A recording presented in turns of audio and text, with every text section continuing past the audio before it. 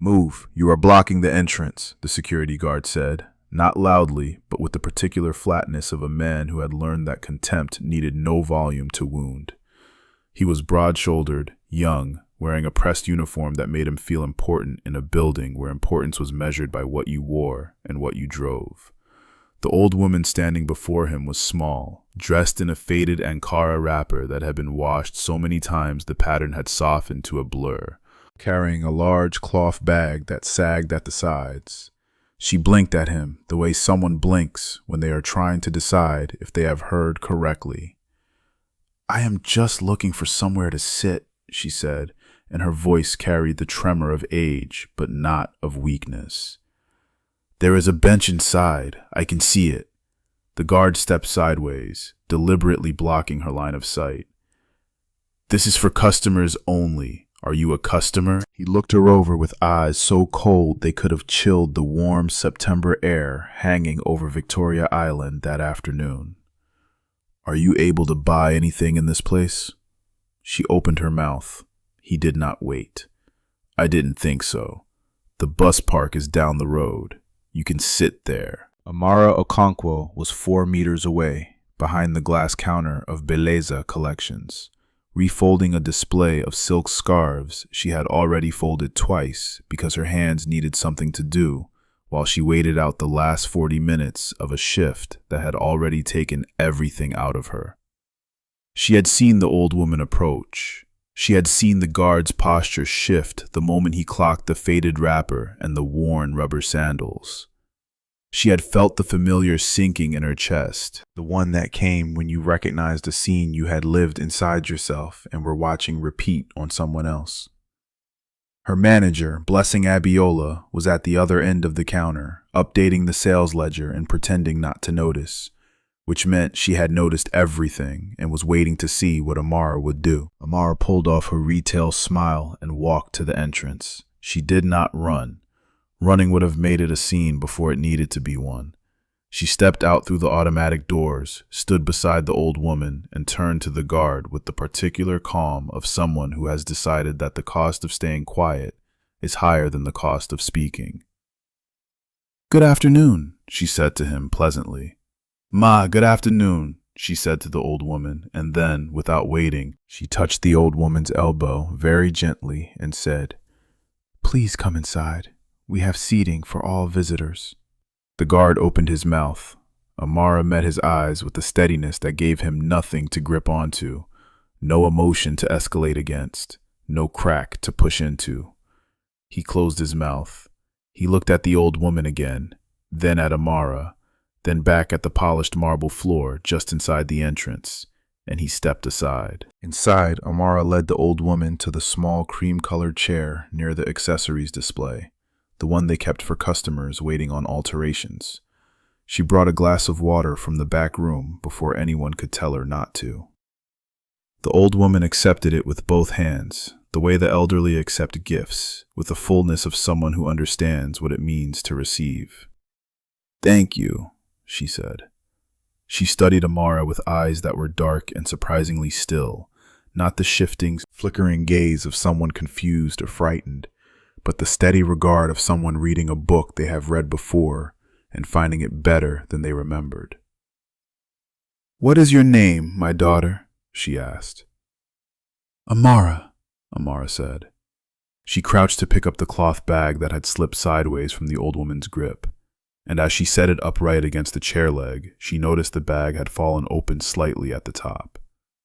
Just inside, almost hidden beneath a folded hand towel, lay a small mother-of-pearl hair brooch, the kind set in silver, the kind sold in boutiques on the other side of this very building, for prices that did not appear on tags, because the sort of person who needed to ask the price was not the sort of person they were selling to. Amara glanced at it for only a moment. She did not reach for it. She did not mention it. She straightened up and said, "Can I get you anything else, Ma?" Blessing appeared at Amara's shoulder the way a storm appears before it has fully decided to rain. She was in her late 30s, small-framed, but carrying herself with the rigid posture of someone who had learned that authority was mostly theater. She wore her Beleza Collections badge slightly higher than required. Amara, she said, her voice pitched low enough to be a warning and loud enough to be overheard. This area is for purchasing customers. Is she purchasing today? The old woman looked up at Blessing with an expression so composed it could have been carved from Iroko wood. She said nothing. Amara said, equally quietly, "She is resting. She is a visitor. I offered the seat." Blessing looked at the old woman's wrapper, at her sandals, at the sagging cloth bag, and then she smiled the smile of someone who has already made a judgment and is now merely going through the motions of courtesy. "We need the seat for customers," she said. "You can direct her to the food court. They have benches." She said it the way you say a thing that is technically true but functions as an insult, and then she turned and walked back to her ledger. Amara did not move. She looked at the old woman, who was watching her with those still, reading eyes. "I'll bring another chair," Amara said. She went to the storeroom and brought back a folding chair, the kind they use during inventory, and she set it near the old woman without looking at Blessing and without explaining herself. She stayed standing nearby, pretending to arrange a nearby jewelry display, close enough that anyone approaching the old woman would have to go through her first. The old woman sipped her water in silence for a long moment. Then she said, "You know you will get in trouble for this." Amara adjusted a bracelet on the display rack. "Trouble for giving someone a place to sit?" "For choosing the wrong person to be kind to," the old woman said, and something in her voice was almost amused, almost sad, as though she were watching a piece of music play that she had composed long ago and was hearing performed for the first time. Amara looked at her then, directly. "There is no wrong person to be kind to, Ma." The old woman said nothing for a moment. She looked down at her glass of water. She turned it slowly in her hands. "No," she said, finally, very quietly. "I don't think there is." Blessing spent the rest of the shift finding tasks for Amara at the far end of the floor, away from the entrance, away from the old woman's chair. By the time the old woman rose to leave, Amara was behind the stock curtain, logging a delivery that could have waited until morning. She did not see the old woman go. She did not see the old woman pause at the door, turn back once, and let her gaze rest on the folding chair, still sitting where Amara had placed it, before she walked out into the late Lagos afternoon. What Amara did see when she came back to the counter 20 minutes later was a folded piece of paper tucked beneath the jewelry display she had been pretending to rearrange. She opened it and found no name, no number, only 4 words in a handwriting so precise it looked like it had been practiced. "God sees good work." She folded it again and put it in her pocket. She did not tell Blessing about it. She did not tell anyone. She worked until close, rode the Danfo home across the bridge with her shoes off because her feet hurt, and ate her supper without turning on the television because she was thinking about a pair of eyes that looked at her as though she had answered a question she had not known was being asked. That night, before she slept, she turned the folded paper over in her hands one more time. She thought about the cloth bag and the mother-of-pearl brooch tucked inside it like a secret that had not decided yet whether it wanted to be told. She did not sleep easily. The Danfo ride home had been cramped, the kind of ride where you sit with your knees pressed against the seat in front of you and someone else's elbow finding your ribs every time the bus swerves around a pothole, which, on the road from Victoria Island to her neighborhood in Surulere, was roughly every 30 seconds. By the time she reached the building she shared with 4 other tenants, the sky had turned the deep bruised purple of late evening, and the generator next door was running, which meant the power had gone out again, which meant her fan would not work, which meant she would lie in the heat of her small room listening to mosquitoes and thinking thoughts she was too tired to stop. She thought about Blessing's face when Amara had brought out the folding chair. Not the anger in it, because she had expected the anger. What she had not expected was the confusion underneath it, the slight narrowing of the eyes that said, "Why would you spend social currency on someone who cannot pay you back?" Amara had grown up in a house where her mother had told her a thing so often It had worn grooves into her thinking. The quality of a person is not what they do when someone important is watching. It is what they do when no one is watching and there is nothing to gain. Her mother had learned this the way most truths are learned, through the body, through years of doing domestic work in houses where she was invisible, and discovering that some people treated the invisible with respect and some did not. And the difference between those people was not education or money or anything you could see from the outside. Amara had grown up treating everyone the same. It was not a strategy. It was not performance. It was simply that her mother's voice was too deep in her to ignore. And the one time she had tried to ignore it, at 22, at a job she had wanted badly, where she had stayed quiet while a colleague was dressed down publicly for something that was not her fault, she had felt something go wrong inside herself, the way a clock goes wrong when one gear slips. And she had not been able to look at herself in the mirror for a week. She was 26 now. She had been at Belleza Collections for 8 months, which was 7 months longer than any of her colleagues had expected her to last under Blessing, who was known in the building as the kind of manager who would find a reason to end you if you became more popular with the floor customers than she was.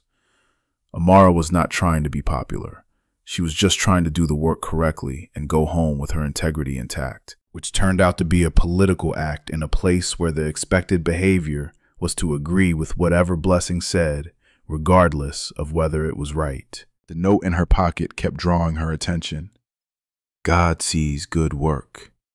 It was not a sophisticated sentiment. It was the kind of thing her grandmother would have stitched onto a throw pillow. But there was something about the handwriting, that controlled, precise script, that gave her a feeling she could not name precisely. It did not feel like the handwriting of someone who needed comfort or who wrote platitudes on paper to make themselves feel better about the world. It felt like the handwriting of someone who had made an assessment and recorded it carefully, the way a scientist notes an observation, the way a judge writes a finding. She put the paper on her bedside table and turned to face the wall. She did not know that across the city, in a house in Ikoyi, where the generator ran quietly on a separate fuel line and the air conditioning never failed, an old woman was sitting at a dressing table in a room that smelled of expensive wood and the frangipani oil she had worn every day for 40 years, removing from her cloth bag a mother-of-pearl brooch set in silver and placing it in its actual home, a velvet-lined case inside a drawer that also held 3 other pieces of jewelry worth more than Amara made in 2 years. She did not know that the old woman sat for a long time afterward, looking at herself in the mirror with those still, reading eyes, thinking. She did not know that the old woman eventually picked up a telephone and called a number she did not call often, because she knew the person on the other end was busy. And when the call connected, she said simply, "Come home for dinner on Saturday, Kalechi. I want to tell you something." She did not know any of this. She only knew that she had done what her mother had taught her, and that it had probably cost her something with Blessing, and that she was not sorry, and that this, she supposed, would have to be enough. She closed her eyes and let the heat settle over her like a second blanket, and eventually, late enough that the neighbor's generator had sputtered off and the street had gone quiet, she slept. What she could not have known as she slept was that the sequence of events already set in motion by one folding chair, one glass of water, and 4 words on a piece of paper would, within 3 weeks, dismantle the entire careful architecture of the life she had known and rebuild it into something she did not yet have the vocabulary to imagine. She could not have known it because she did not yet understand that some acts of kindness are not random. Some acts of kindness are tests. And some tests, it turns out, are being scored by someone with the power to change everything. The brooch in the velvet case caught the light from the bedside lamp in the Ikoyi house and held it there, patient and glowing, while across the city, Amara Okonkwo slept without dreaming, one hand still loosely curled around the edge of a folded piece of paper she had not put down, even in sleep. The old woman came back on a Thursday. Amara was at the front of the floor, replenishing a display of gold-plated bangles when she looked up and saw her moving through the entrance doors with the careful deliberateness of someone who has thought about where she is going and has decided to go there anyway. The security guard on that day was a different one, younger, and he stood aside without comment, either because he had not been briefed on the policy of excluding people who did not look like customers, or because something in the old woman's bearing, quiet and unhurried as river water, made him instinctively move. She was dressed similarly to before, a different Ankara, this one in rust and cream, equally faded, equally clean. She was carrying the same cloth bag. She moved toward Amara the way she had moved through the entrance, like someone who had already decided what she was going to do and was simply in the process of doing it. "Good morning, Ma," Amara said. She felt something warm move through her chest, a relief she had not known she was holding, as though she had been waiting without realizing it to see whether the old woman was all right. "Good morning, Amara," the old woman said, and she remembered the name without being reminded, which meant she had held it somewhere. She put her hand into the cloth bag and brought out a small envelope, white, plain, sealed. She held it out to Amara. "For you," she said, "a small thing." Amara looked at the envelope. She did not take it immediately. "Ma," she said, "you don't need to give me anything. What I did last week was just common decency."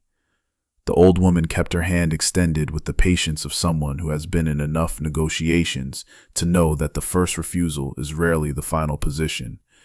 "It is a gift," she said, "not payment." Amara shook her head gently. "I can't accept it. My manager will see, and it will look wrong. And honestly, Ma, I didn't do it for anything in return." She said the last part carefully, wanting to make sure it landed right, wanting the old woman to understand that she was not refusing because of pride or because she did not value the gesture. The old woman looked at her for a long moment, and something shifted in those dark, reading eyes, a slight deepening, the way water deepens just before it gets cold. She lowered the envelope. "All right," she said, and her voice was entirely without offense. "Then I will sit and we will talk." She smiled, slowly, like sunrise in November. "If you are not too busy." Amara was supposed to be restocking. She pulled the folding chair again from its position against the wall, the same one from before, and set it near the accessories display where she could keep working while they talked. Blessing was not yet in. She would not arrive for another 40 minutes, and Amara had long since learned to measure her freedom at work in units of Blessing's absence. The old woman settled into the chair and watched Amara's hands as she worked, and the practiced movement of sorting and placing, each bangle turned face up on the velvet display pad. "You are good at this," the old woman said. "You know what looks right." Amara almost laughed. "I know where everything goes. That is a different skill." "Is it?" The old woman tilted her head slightly. "Knowing where something belongs is not a small thing. Most people do not know. They put the wrong things in the wrong places all their lives and wonder why nothing shines." "Oh." Amara looked up from the display. She was not sure why that sentence sat differently from ordinary small talk. She said, "Ma, can I ask, what do you do? What kind of work?" The old woman considered this question with more deliberateness than it seemed to require. "I raised a son," she said, "mostly alone after his father passed. I had a small provision shop in Kano for many years. I sold groundnuts, seasoning, soap, matches, the things people cannot do without." Amara nodded, listening. "When did you come to Lagos?" "When my son came to Lagos," the old woman said simply. "And what does your son do?" Amara asked. The old woman looked at the bangles on the display pad for a moment. "He runs a company," she said. "He is very busy." Something about the flatness of the phrasing, not pride, not complaint, just a statement of fact delivered from a great altitude of familiarity, made Amara file it away without quite knowing why. They were still talking, Amara working and the old woman asking questions about the neighborhood, about what Amara had studied, about whether she liked the work, when Amara heard the click of heels on marble that always announced blessing 12 seconds before she rounded the corner. She straightened, moved slightly away from the old woman's chair, and was replacing the last bangle on its hook when Blessing appeared with her lanyard swinging and her daily expression of preemptive disapproval already settled on her face like a mask she put on with her makeup. She saw the old woman. She looked at Amara. "Again," she said, not a question.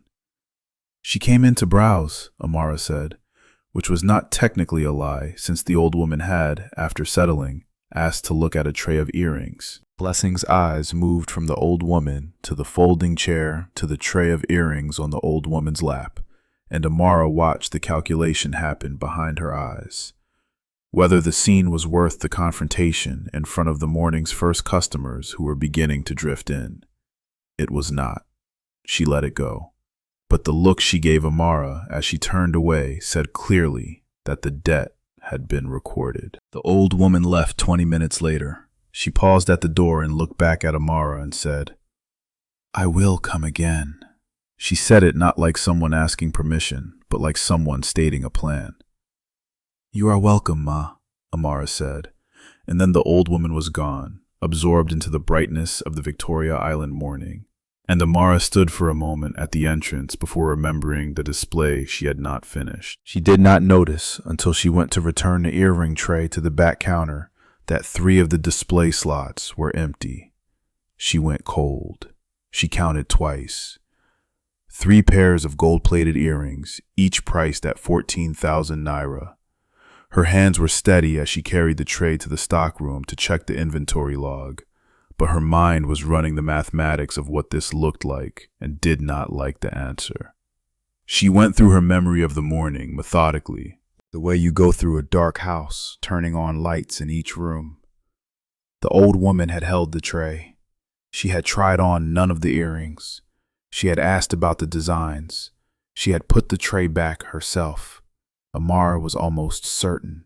But almost certain was not the same as certain, and 3 empty slots in a display tray were a fact that almost certain could not explain away. She checked the floor. She checked under the chair. She found nothing. She stood in the stockroom with the tray in her hands and thought about the envelope she had refused and felt, for the first time, the cold edge of doubt. Not about the old woman, but about how this was going to look to Blessing, who had already measured and logged the morning's interaction as a liability. She heard Blessing's voice at the counter before she had decided what to do. "Where is Amara?" And then, a beat later, hearing no reply, "Amara!" Amara walked out of the stockroom, carrying the tray, and set it on the counter. 3 earrings from this tray are missing, she said, because she had learned early that the only thing worse than bringing a problem forward was having someone else bring it forward for you. Blessing looked at the tray. She looked at Amara. Her face arranged itself into an expression of careful concern that Amara recognized as theater. "Were they missing when you got it out?" "No," Amara said. "I checked it this morning." Blessing looked toward the entrance. She looked back at the tray. She said nothing for a long moment. Then she said, "We'll need to file a report." Amara said, "Yes." She said it steadily. She said it without breaking eye contact. But inside, in the quiet room behind her eyes, where she kept her actual thoughts, she felt the machinery of something bad beginning to turn. Later, she would understand that the missing earrings were not an accident. She would understand that she had been in the stockroom twice that morning and that Blessing had been alone on the floor. She would understand that the display tray had been moved from its original position to the counter between her first and second visit to the stockroom. She would understand, in retrospect, a great number of things that she did not understand yet, because the thing about a trap set by someone patient is that it is designed to look like coincidence.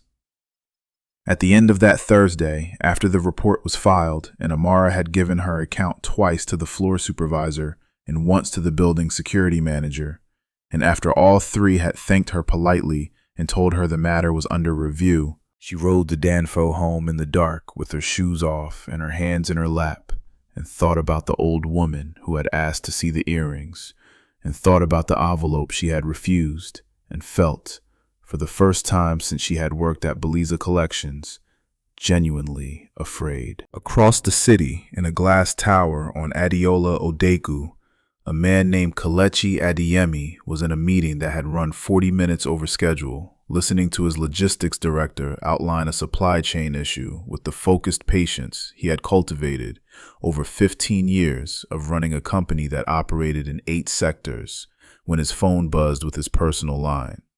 He glanced at the screen. It was his mother. He silenced it, finished the meeting, and called her back from his car on the way to his next appointment. "You said come Saturday," he said when she picked up. "Is everything all right?" "Everything is fine," his mother said. "I am calling to tell you I went out today."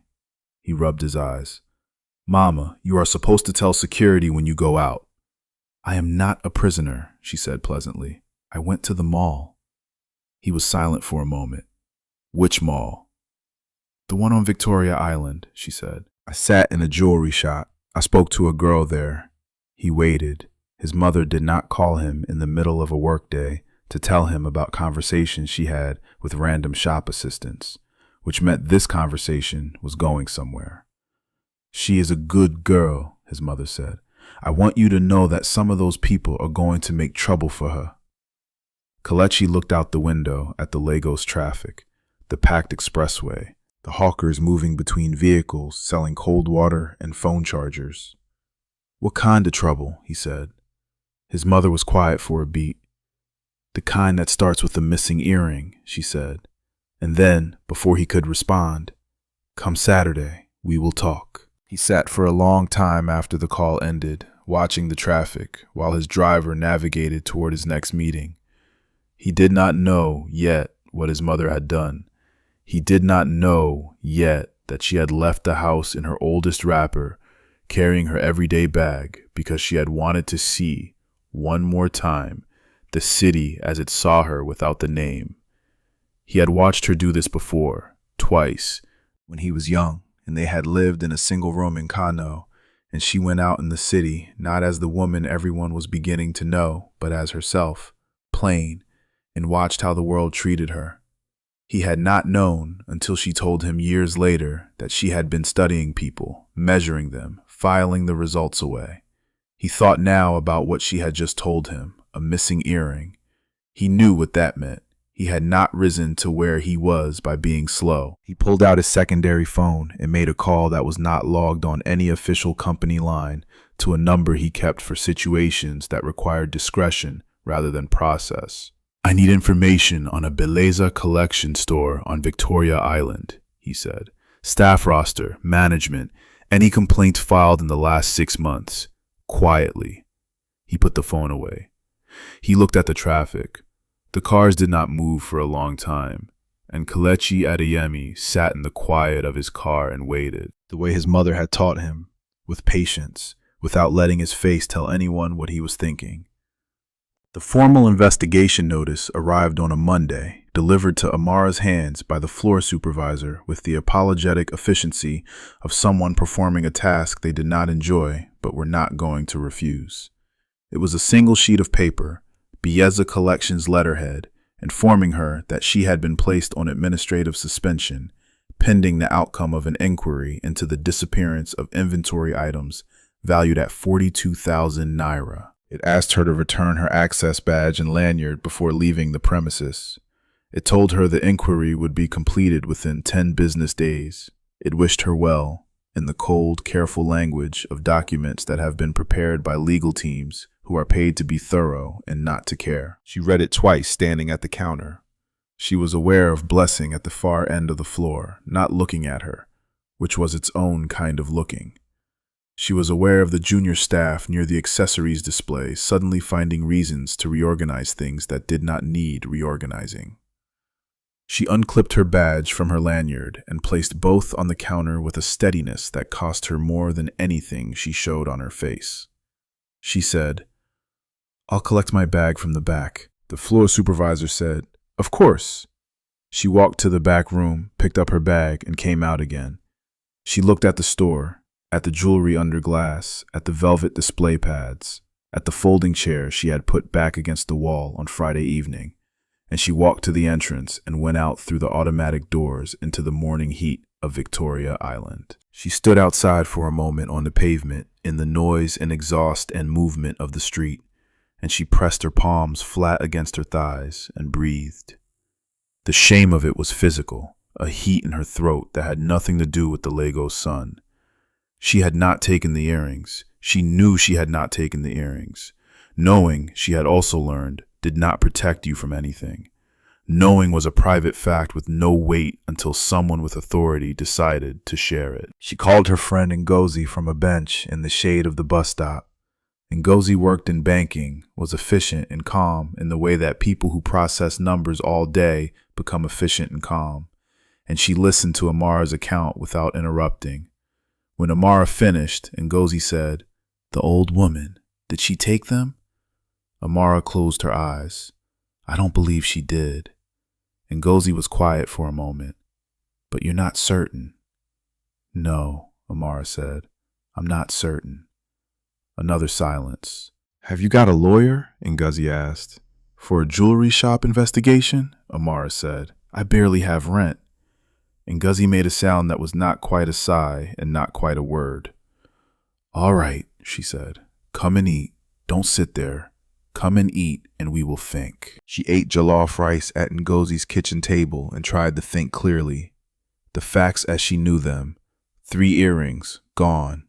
She had been the one to report them missing, which counted in her favor only if the investigation was being conducted honestly, which she could not assume.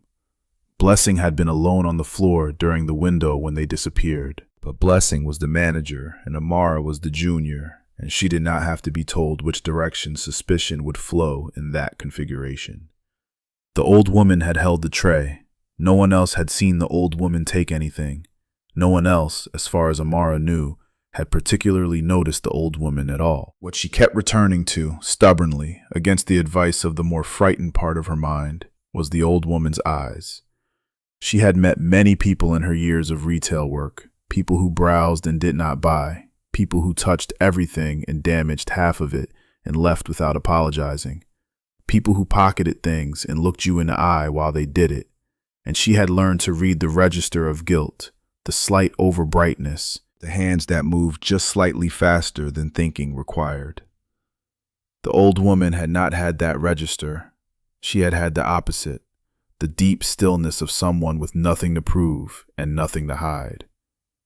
But Amara was also aware that her belief in a person's innocence was not evidence, and evidence was what the inquiry would require. 3 days later, Blessing called her. Amara almost did not pick up. She picked up. "The investigation found inconsistencies in your account," Blessing said, without any preamble, using the voice of someone reading from a prepared statement. "Specifically, the inventory log shows the tray was checked out to you at opening and not returned to the secure cabinet before close." Amara's hands tightened on the phone. "That's because I was using it for a display, which is standard procedure," she said. "The protocol says..." "The investigation has reviewed the protocol," Blessing said. "A written finding will be sent to you by end of week." She paused, and when she spoke again, her voice dropped slightly, losing the prepared statement quality, becoming something more personal, and therefore more dangerous. "Amara, look, I know this is hard, but I'm going to be honest with you as your manager. If you were to write a voluntary statement acknowledging that you may have made an error in supervision of the inventory, the company might be willing to resolve this without further escalation." Amara said nothing for a long count. "That would be a lie," she said. "I made no error in supervision." Another silence. "Think about it," Blessing said, and hung up. She sat for a long time after the call. Her room was small, and the afternoon heat made it smaller. She looked at the ceiling and thought about what Blessing was offering. Not generosity, a transaction. Amara's written lie in exchange for the erasure of a larger lie. She understood the mechanics of it perfectly. She also understood what signing such a statement would mean, not for the inquiry, but for herself, for the thing her mother had spent a lifetime building inside her. The understanding that the only thing you could not recover from was the betrayal of your own witness to the truth. She could recover from a lost job. She was not certain she could recover from becoming someone who signed statements she knew were false. She wrote nothing. The written finding arrived on Friday. It used careful language about insufficient evidence to definitively conclude, while managing, through careful arrangement of passive constructions, to leave a permanent cloud over Amara's account. The phrasing was so precisely calibrated to ruin without accusing that she found herself briefly admiring the legal craft of it before she folded the paper and put it in the same drawer where she kept the note from the old woman. God sees good work. She left it there and closed the drawer. What she did not know was that 2 floors above Beleza Collections, in the building management office, a woman had visited the previous Tuesday and spoken with the security director for 40 minutes. The woman was 34, beautiful in the sharp and deliberate way of someone who has worked at being beautiful the way others work at being powerful. Wearing tailored linen and carrying a structured bag that cost more than a month of Amara's wages. Her name was Folake Ige. She had been Kelechi Adeyemi's executive assistant for 6 years, and she was also, in her own careful understanding of her own situation, the person who was going to be his wife. She had not been told this by Kelechi. She had concluded it by the force of her own ambition, which she had come to treat as a form of foresight. She had seen, across the 6 years, every woman Kelechi had briefly interested himself in, and she had managed, with patience and precision, to ensure that none of them lasted. She was good at this.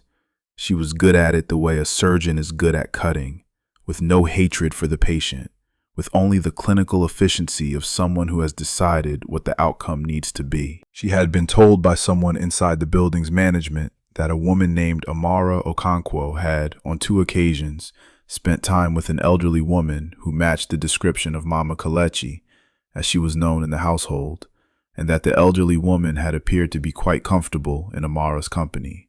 Folake did not know, yet, what the old woman had told Kelechi, but she had learned, in 6 years, to treat the things she did not know with the same caution she treated the things she did know.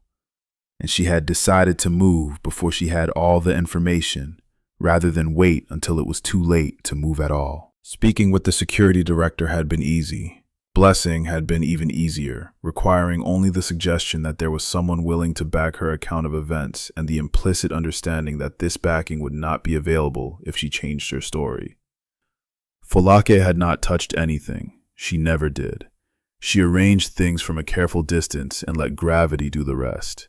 She left the building that Tuesday, got into a car that had been waiting, and told the driver to take her to Kelechi's office, where she had a standing appointment to review his Thursday schedule, and she sat in the back seat and felt the clean satisfaction of someone who has acted before being acted upon. She had not counted on one thing. She had not counted on the fact that Kelechi's mother had already called him, and she had not counted on the fact that Kelechi, for all the times he had sat across the table from her and made her feel indispensable and seen, had a habit that none of the people who worked for him fully understood. When something mattered to him, he waited. He did not move quickly. He gathered everything. He built a picture with the patience of someone who had learned, at great cost, that the first version of a story is almost never the true one, and that the people who act on first versions are the ones who create the messes that slower people have to clean up. He had gathered enough already. He was still waiting for one more piece. Amara, on that Friday evening, sat in her small room and opened her laptop and updated her resume for the first time in 8 months. She did this methodically, without drama, because panic was a luxury she did not have, and because the alternative to moving forward was staying still in a place that had become dangerous. She changed her duties at Beleza Collections from present tense to past tense, and the act of it, small as it was, made her chest tight in a way she had not allowed herself to feel all week. She closed the laptop.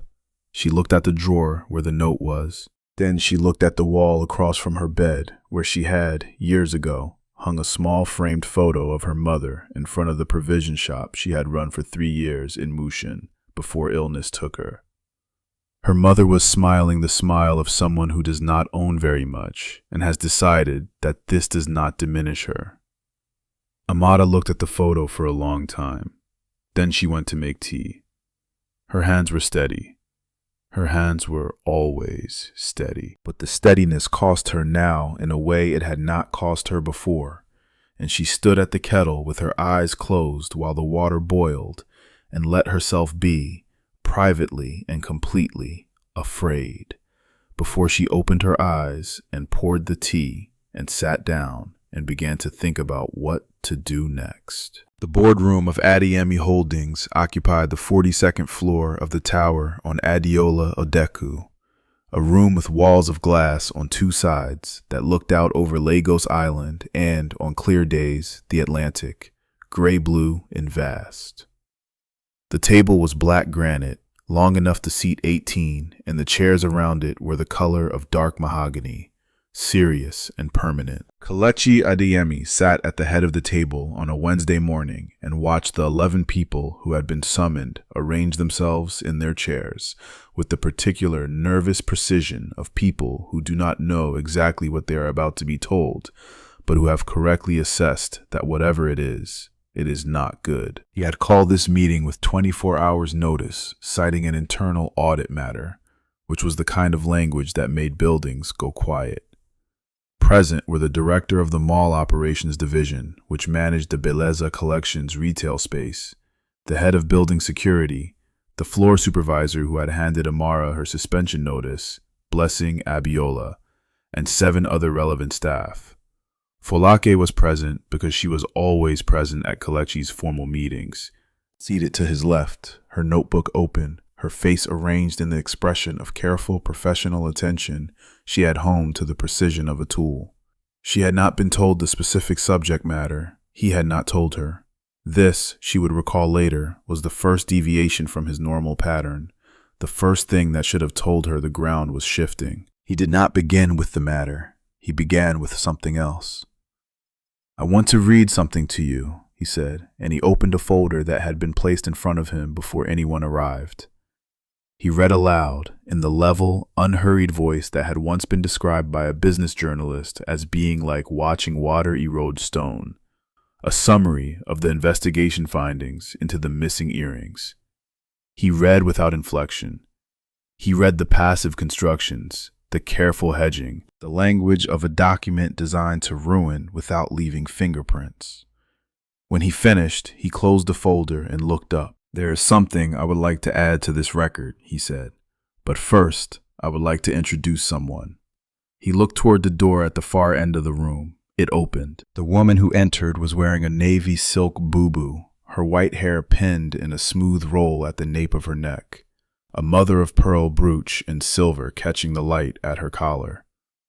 She moved with the ease of someone walking through a room she owns, because she is the mother of the man who built it, which is exactly what she was.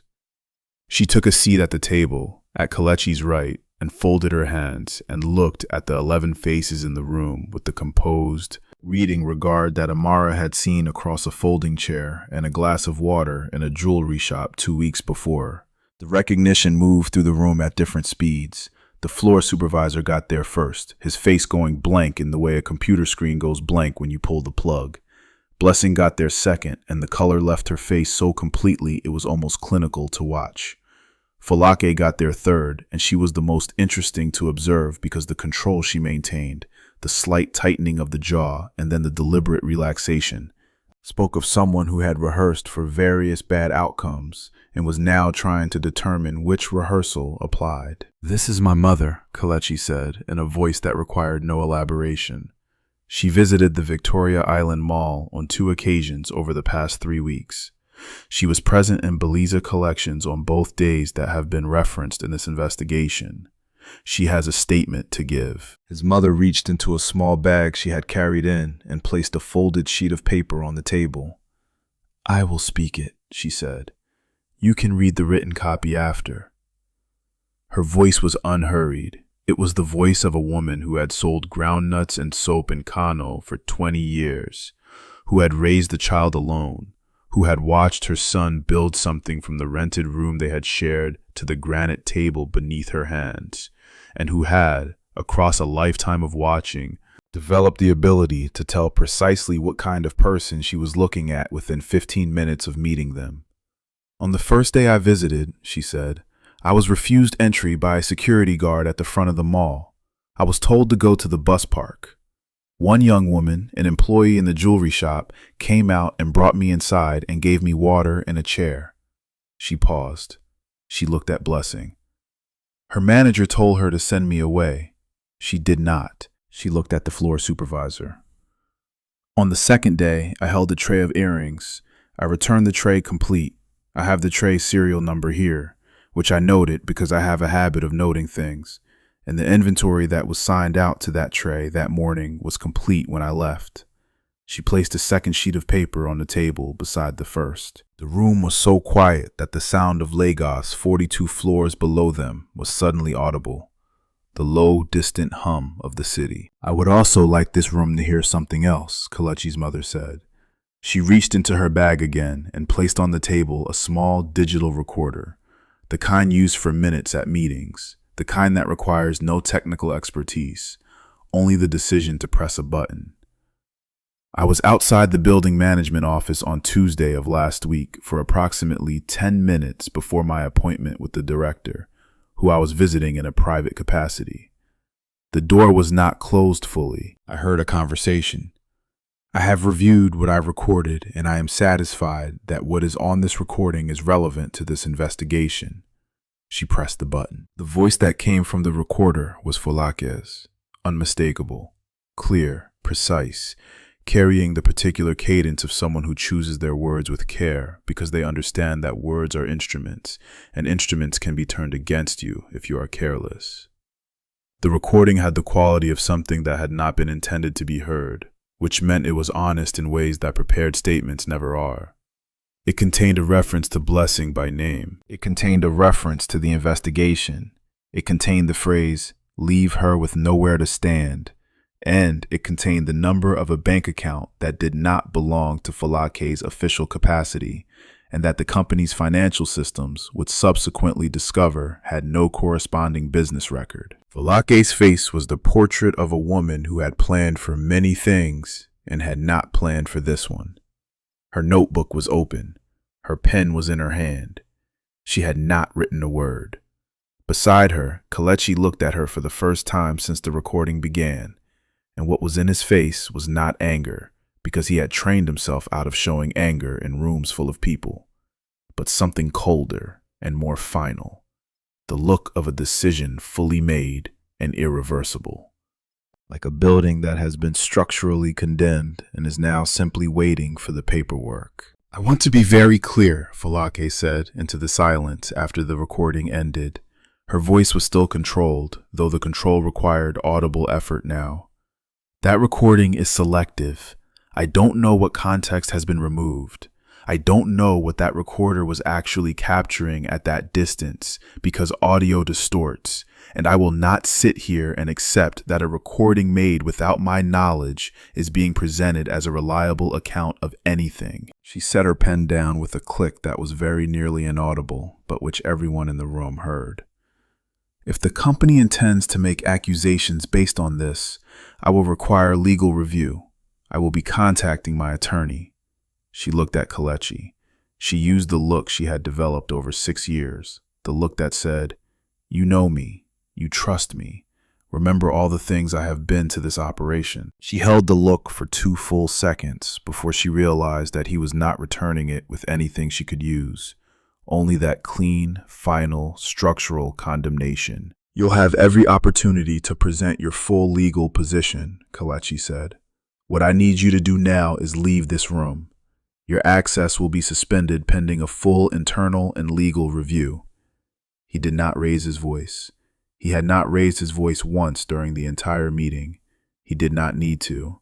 The room operated on his gravity, whether he was loud or quiet, and the direction of that gravity today was unmistakable. Folake gathered her notebook and her bag with a precision that was genuinely impressive.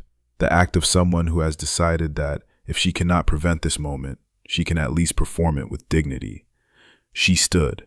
She looked, once more, at Kelechi, and what was in her eyes then, for just a half second before she controlled it back, was not anger and not guilt, but something rawer than either. The look of someone who had spent 6 years building something and had just watched it turn out to be constructed on a flaw in the foundation that had always been there, invisible until the weight became too much. She left the room without speaking again, and the door closed behind her with the quiet click of a latch settling into place. Kelechi looked at Blessing.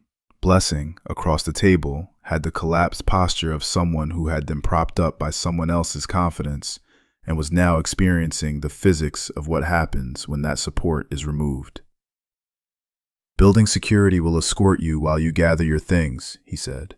He looked at the building security director. "A full review of access logs and incident reports for the last 6 months, on my desk by Friday." He looked at the floor supervisor. "The suspension of Amara Okonkwo is lifted, effective immediately. She will be contacted today." He closed the folder in front of him. He looked at the room, at the 11 faces, at the 42-floor view of Lagos through the glass walls, at his mother's hands folded on the table beside him. "We are going to get this right," he said, "and we are going to get it right completely, not partially. Thank you."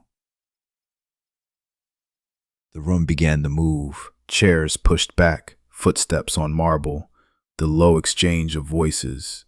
His mother stayed seated. When only the two of them remained, she looked at him with those still, reading eyes. "The girl," she said. "You've sent word?" "I've had a message drafted," he said.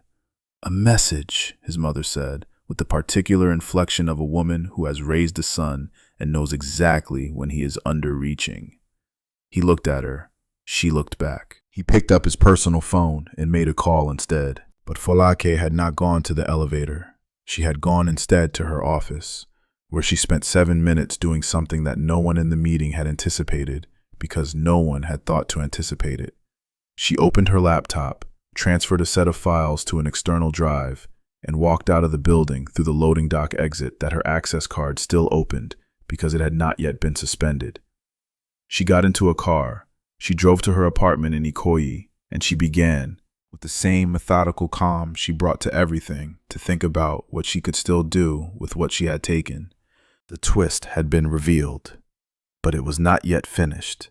And Blessing, who had been escorted to collect her things and was now sitting in a car outside the building making frantic calls, had in her possession a flash drive she had kept, always, in the lining of her work bag, the one thing she had prepared for the day she might need it, containing records of transactions she had been told to delete and had, out of a survival instinct she was only now grateful for, decided not to. None of this was resolved. The building still stood, the floor still gleamed, Lagos still moved below in its dense perpetual motion. And somewhere across the city, in a small room in Surulere, a phone was about to ring. The phone rang at 2 in the afternoon, while Amara was sitting on the floor of her room with her laptop open on the job listings page of a website she had been staring at for the better part of an hour without clicking anything. The number on her screen was unfamiliar, a Lagos number with no name attached. She answered it the way she answered all unfamiliar calls these days, carefully, with her voice giving nothing away before she knew what was on the other end. "Is this Amara Okonkwo?" The voice was a woman's, brisk, professional. "This is Adeyemi Holdings. We are calling on behalf of Mr. Kelechi Adeyemi. He would like to speak with you at your earliest convenience regarding the investigation at Beliza Collections." She gripped the phone more tightly than she intended. "What about it?" "The findings have been reviewed," the woman said, "and Mr. Adeyemi has some information he would like to share with you personally. Are you available today?" She looked around her room, at the laptop, at the closed drawer where the 2 pieces of paper lived, at the small framed photo of her mother on the wall. "Yes," she said. I'm available. She arrived at the tower on Adiola Odeku 40 minutes later, having changed twice and settled on a dress that was presentable without trying too hard, because she was not going to perform composure she did not feel, and she was not going to perform anxiety she did not intend to surrender to. The lobby was all marble and glass and the kind of air conditioning that stops the moment you enter it, as though the building itself is exhaling. She gave her name at reception and was taken, by a quiet aide, to a conference room on the 4th floor, not the boardroom she would have expected, which struck her as significant only later. She waited for 7 minutes. Then Kelechi Adeyemi walked in. She had seen him once before, on the day he had come to the mall looking for his mother, moving through the entrance with a particular quality of the very powerful, which was not arrogance exactly, but a completeness, the way of a person who carries their own atmosphere. He was taller than she had registered from a distance, and he looked tired in the way that people who work too much look tired. Not visibly depleted, but as though he had made a decision to spend his rest on other things. He sat across from her and said, without any of the corporate warmth she had been braced for, "I owe you an apology." Amara said nothing. She waited. She had learned that the most useful thing you could do when someone opened with an apology was to let them finish it. "The investigation into the missing earrings was compromised from the beginning," he said. "The findings you received were not a fair representation of the evidence. What happened to you in that store was the result of a deliberate effort by 2 people who have now been removed from their positions." He said this clearly and without hedging it, which was more than she had expected and more than she had, truthfully, allowed herself to hope for. "My mother was present in the store on both days in question and has given a full account that contradicts the investigation's findings. You're cleared. Completely." He paused. "I want to make sure you heard that." "I heard it," Amara said. Her voice was even. Her hands were in her lap, and they were, as always, still. He looked at her for a moment. "You don't seem surprised," he said. "I'm not surprised that it's true," she said. "I'm a little surprised that it's being told to me." Something shifted slightly in his face at that, something small but genuine. "My mother spoke about you," he said, "several times." Amara looked at the table. "I didn't know who she was," she said, "when I helped her. I want you to know that." "I know," he said. "That's exactly why she spoke about you." The silence between them had a quality that was not awkward, which Amara noticed because silences with strangers, especially powerful strangers in marble buildings, usually were.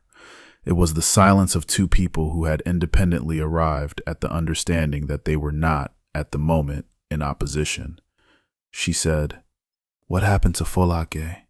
He was quiet for a beat. "She left the building with certain files before her access was suspended." He said it evenly. "We are working to recover them. That situation is not resolved." "And Blessing?" "She's been dismissed. She is cooperating with our legal team, which she was not originally inclined to do." He did not smile when he said it, but something in the set of his jaw suggested that the situation with Blessing had been clarified in ways that made cooperation the easier option. Amara nodded. She thought about the 6 months she had spent at Beleza Collections, the 8-month wait of Blessing's management, the suspension notice, the folded letter, the careful legal language of ruination without accusation. She thought about the fact that this man, sitting across a granite table from her, had set all of this moving because his mother had come back from a jewelry shop and told him, "Some people are going to make trouble for a girl." She thought about how strange it was that an act of kindness could carry that much weight across that much distance. She thought about her mother on the wall of her room, smiling in front of the provision shop. "Thank you, Buck," she said, "for taking this seriously." "It should have been taken seriously before it got to this point," he said, and the directness of it, the absence of corporate deflection, made her look at him again. He said, "Can I ask you something?" "Yes," she said. "My mother said you refused the envelope she brought. She said she tried to give it to you as a gift and you wouldn't take it." "It would have looked like payment," Amara said. I didn't do what I did for payment. She said you told her that, he said. She also said that when she told you that some kindnesses get you in trouble, you told her there was no wrong person to be kind to. He said it in a way that was not quoting her to flatter her. He said it in the way of someone turning over a piece of information they have been carrying for a while and want to examine it in better light. Do you actually believe that? He said. Or was it something you said in the moment? Amara considered the question with the seriousness it was being asked with. I believe it, she said. I've had reason to doubt it this week, if I'm honest. But at the root of it, yes, I believe it. Because the alternative is that you curate your kindness based on what you think people are worth. And I don't know how to do that and still be the person I am. He was quiet. He looked at her the way she imagined his mother looked at things. That still, reading regard. Like someone taking a careful account. I've met a lot of people in this building, he said. Most of them are kind to exactly the people they think will remember it. That's not kindness, Amara said. That's investment. And for the first time since he had walked into the room, Kelechi Adeyemi smiled. It changed his face considerably, the way sunrise changes a skyline you have only seen in the dark. And Amara, who had not been expecting it, found that she did not know what to do with it except acknowledge it was there. She left the building 30 minutes later with her name cleared on paper, a formal letter of retraction to follow, and the particular lightness of someone who has been carrying a weight they did not deserve to carry and has had it removed. She was at the elevator when she heard footsteps behind her. Amara. She turned. Kelechi was in the corridor.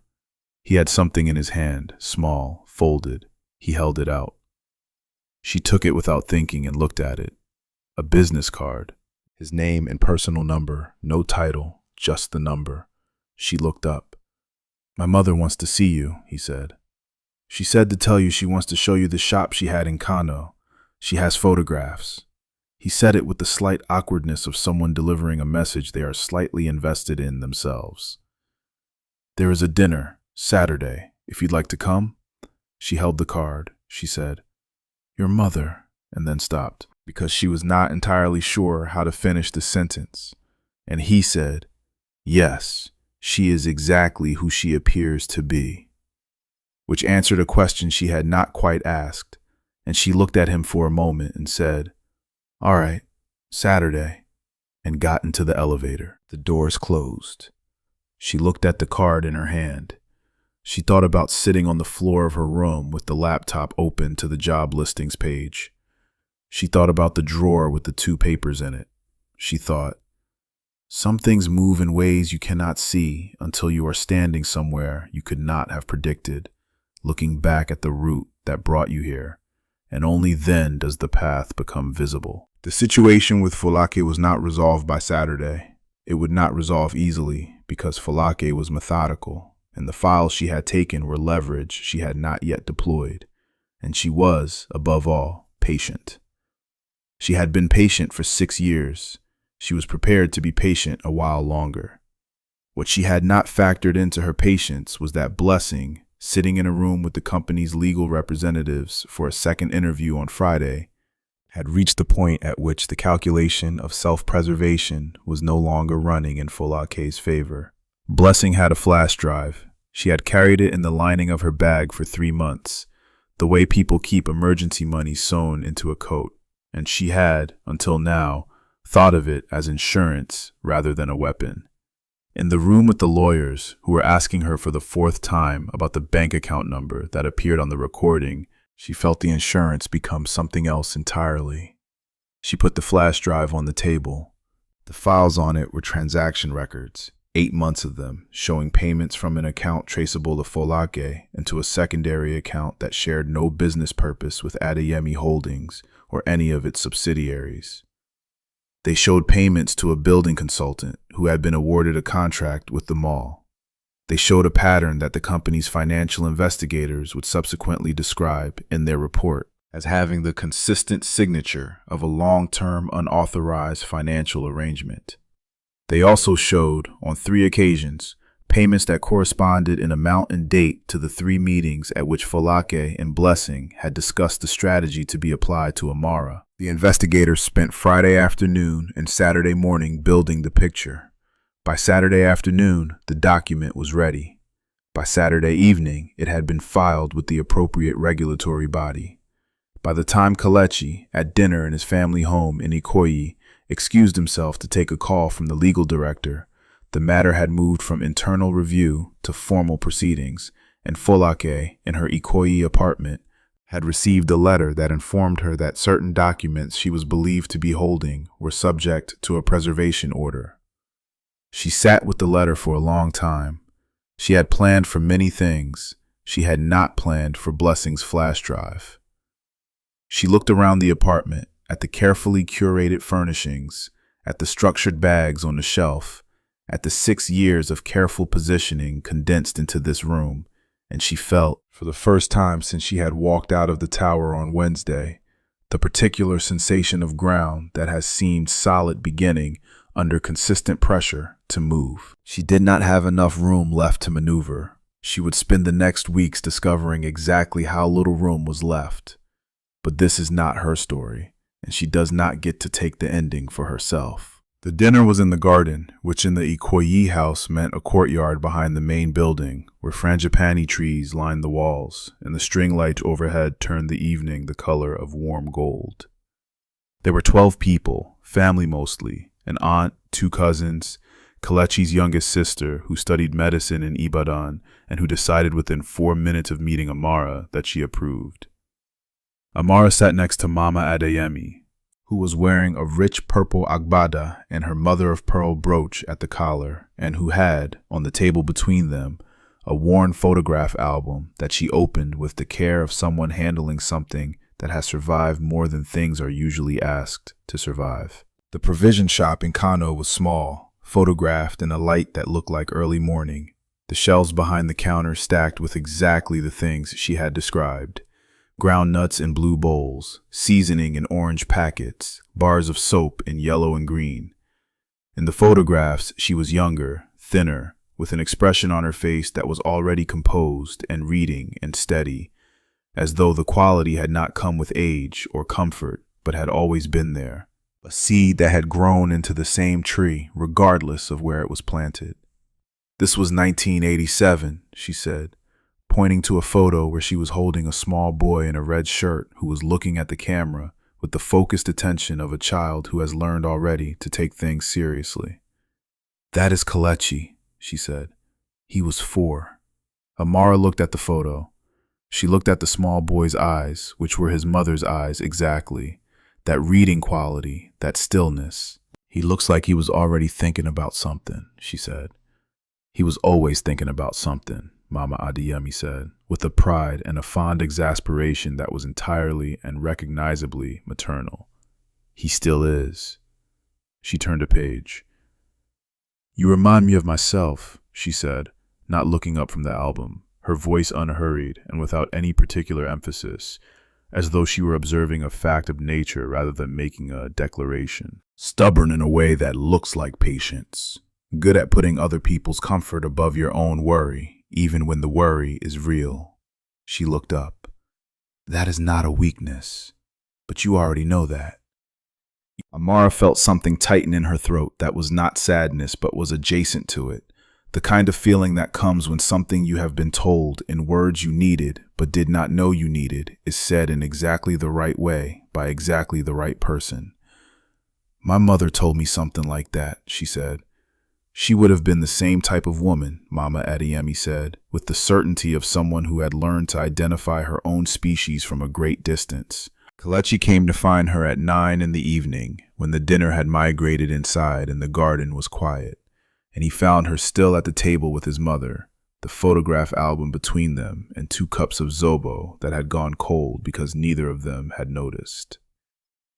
He stood for a moment at the garden doorway, watching the 2 of them, his mother saying something and Amara leaning forward slightly to hear it, their heads at a similar angle, the string lights overhead casting the same warm gold over both of them, and he stood there long enough that his sister, passing behind him in the corridor, looked over his shoulder, looked at the garden, looked at his face, and made a mental note to call him next week and ask him questions he was not yet prepared to answer. He came into the garden and his mother looked up at him and said, "Sit down."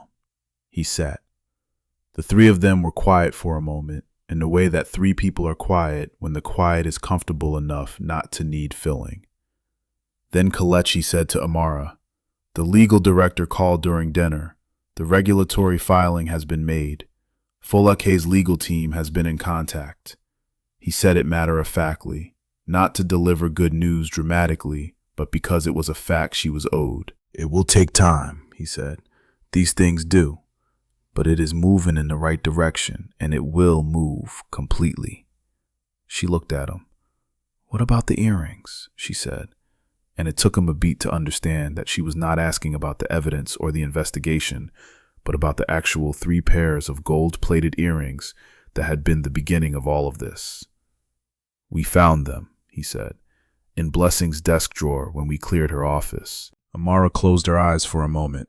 When she opened them, she looked at the frangipani tree nearest the table, its white flowers open in the warm air, and she let herself feel the full weight of how simple it was in the end. 3 earrings in a drawer. Everything that had followed from a thing that fit in a desk drawer. "I have a question," Kelechi said. He said it the way he had said things in the conference room, directly, without a diplomatic cushion. "The day my mother first came to the store, if you had known who she was, would you have done the same thing?" Amara looked at him. She thought about the question seriously.